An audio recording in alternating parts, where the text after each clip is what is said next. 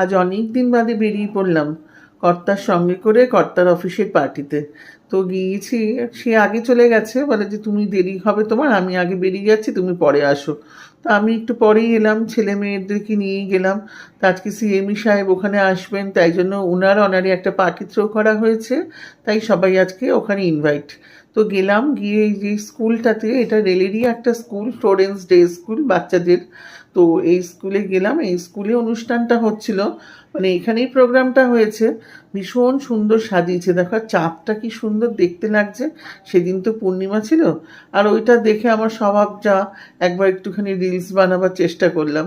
এই ভেতরে ঢুকলাম, আচ্ছা তারপরে কিন্তু চলে এলাম ওখান থেকে, খাওয়া দাওয়ার অনুষ্ঠানটা হচ্ছে ক্লাব হাউসে। আর দেখো এই ক্লাব হাউসটা সাজিয়েছে কি সুন্দর করে, ভীষণ ভালো লাগছে দেখতে। আর এই ক্লাব হাউসটা না আমার ভীষণ একটা ভালোবাসার জায়গা। আমার মেয়ের বিয়ের এনগেজমেন্টটাও এখানে হয়েছিল, আবার মেয়ের বিয়েটাও এখানে হয়েছিল, তাই এই জায়গাটা না আমার ভীষণ ভালো লাগে। কিছু হলেও চেষ্টা করি অন্তত যদি কোনো অনুষ্ঠানে এখানে আসতে পারি, তবু সেই দিনটা যদি একটুখানি ফিল করতে পারি। তাই চলে এলাম। আর এখানে ঝর্ণাটার জলটা ছিটোচ্ছে, তাই বলছি দেখ ঝর্ণার জল ছিটোচ্ছে। আর ভেতরে ঢুকে দেখছি সেখানে প্রচুর